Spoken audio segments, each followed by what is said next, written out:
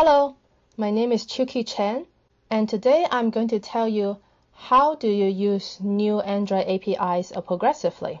Android is a continuously evolving platform. As new OS versions come out, it comes with new functionalities that us developers would like to take advantage of. But there are a lot of old devices out there that are still running old OS versions. Should you target your API to the older version so that everybody can run your app? Or should you make your app only work with devices with newer OS versions so that you can take advantage of the new functionalities? What if you can have your cake and eat it too?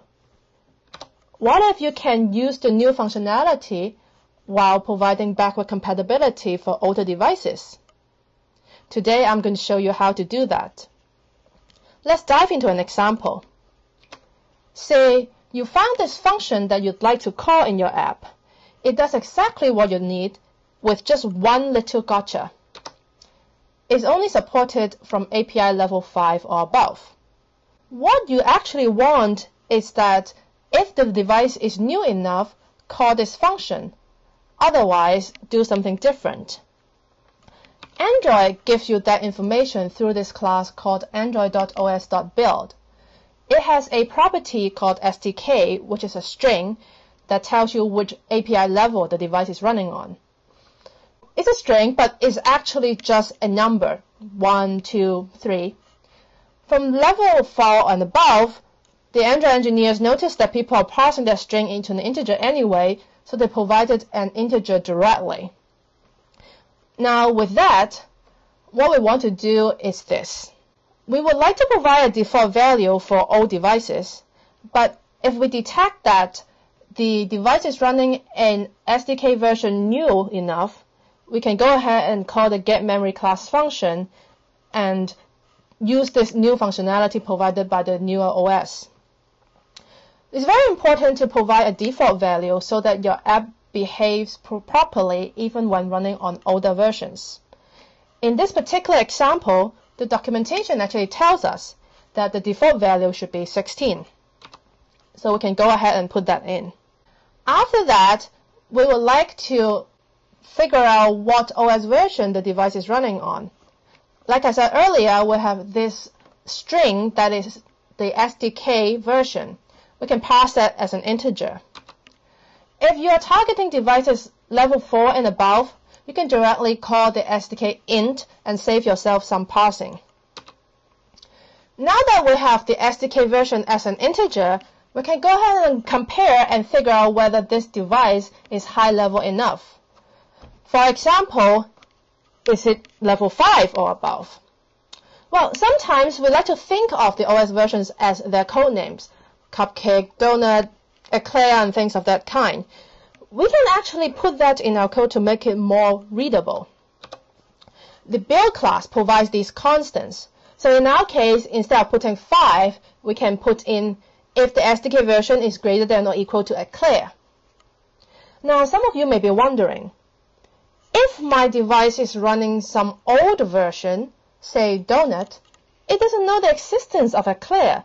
So how is it going to be able to do this comparison? The way it works is that these constants are defined as public static final integers. So when we compile the APK, the Java compiler is going to go ahead and replace this with their value. So in the case of Eclair, it will be inline replaced with the number 5. So when run on an older device, it's actually just comparing with the constant 5 instead of this constant Eclair, which is not known by the device. So no worries, even if you are calling these by the symbolic names, the device will know what to do.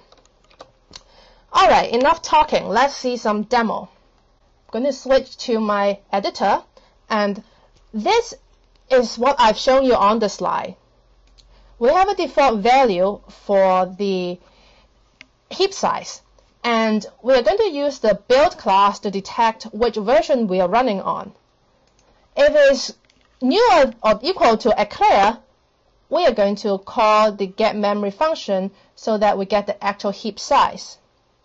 Now, let's run it. oh, we got a crash.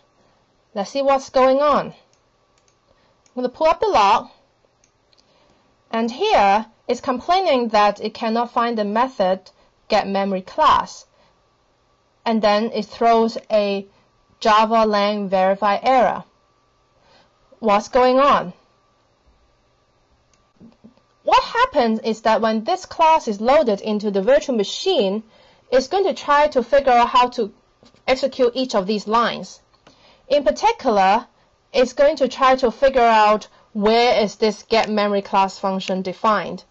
Even though this particular block is not going to be executed, the VM, when it loads this class, will try to read all the lines and figure out how to resolve that. So as a result, even though we have protected this block inside an if statement, it still crashes the program. How do we solve that? We can move this functionality that calls the getMemory class into a static helper class.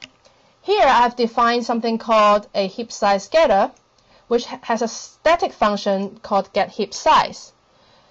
So by moving that into a different class, we can isolate it so that older versions don't even bother trying to figure out how to find the definition for the getMemory class function. So let's use this new class here.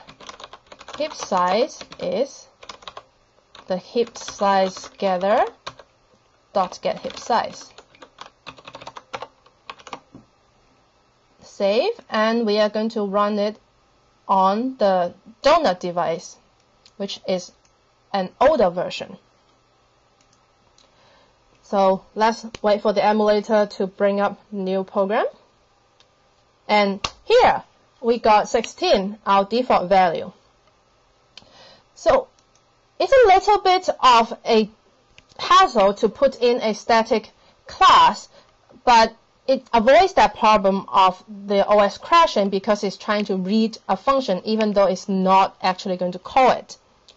Fortunately, the Dalvik VM actually got updated in Android 2.x, meaning Eclair and above, level 5 or above. So if you are targeting those versions, you don't need to use the static class method. You can just directly put the function call inside that block and it will be fine. Now we have seen the backward compatibility part. What about the forward part? Can we try to run it on a newer device? Here is the same code that runs on the Jelly Bean device, and it happily figured out that the heap size is 256 instead of the 16 default value that we gave it. So here you go.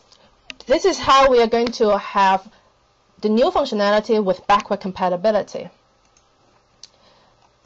The formula looks like this. We are going to first provide a default value so that older versions will have some reasonable behavior. And then we are going to detect the new OS version using the build class in Android. Like I said, if you are running on older versions, meaning 1, 2, or 3, you have to use the string and pass it as an integer. Otherwise, you can directly use the SDK_int parameter.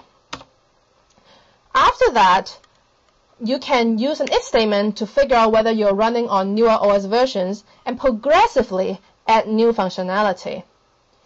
In the case where you're running really old versions, you will need to use the static helper class to make sure that the new methods are not going to be loaded on the device when it shouldn't.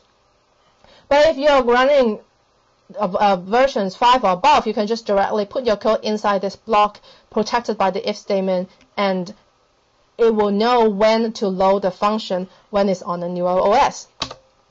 So in summary, if you want to use progressive enhancement on your Android app, you need to define a reasonable default behavior, detect the OS version, and then call the new functionality when you know that your device is running on newer OS versions. This is how you can have your cake and eat it too.